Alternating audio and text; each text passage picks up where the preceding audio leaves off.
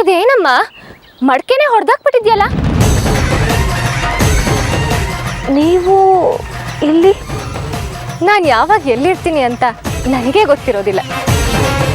ಏನೋ ದೊಡ್ಡ ಯಾಗ ನಡೀತಿದೆ ಅಂತ ಗೊತ್ತಾಯ್ತು. ಅಲ್ಲೇನೋ ಯಜ್ಞ ಮಾಡೋಕೆ ಕಳಶ ಸ್ಥಾಪನೆ ಮಾಡುವಾಗ ಸಮಸ್ಯೆ ಆಯಿತು ಅಂತ ರೇಣುಕೆ ನದಿ ಹತ್ರ ಹೋಗಿ ನೀರು ತರ್ತಿದ್ದಾಳೆ ಅಂತ ಋಷಿಮುನಿಗಳೆಲ್ಲ ಮಾತಾಡ್ಕೊಳ್ತಿದ್ರು. ನೀನ್ ನೋಡಿದ್ರೆ ಇಲ್ಲಿ ಮಡ್ಕೆನ ಹೊಡೆದಾಕೊಂಡು ನಿಂತಿದ್ಯಾ. ನಿನ್ಗೋಸ್ಕರ ನಿನ್ ಗಂಡ ಎದುರು ನೋಡ್ತಿದ್ದಾರೆ. ಯಜ್ಞ ಆರಂಭ ಆಗೋದಕ್ಕೆ ಈ ನೀರು ಬಹಳ ಅವಶ್ಯಕ. ಅಯ್ಯೋ ದೇವರೇ, ನನ್ನಿಂದ ಇದೆಂತಹ ಪ್ರಮಾದವಾಯಿತು. ರೇಣುಕಾ ಎಲ್ಲಮ್ಮ ಶ್ರೀ ರೇಣುಕಾ ಎಲ್ಲಮ್ಮ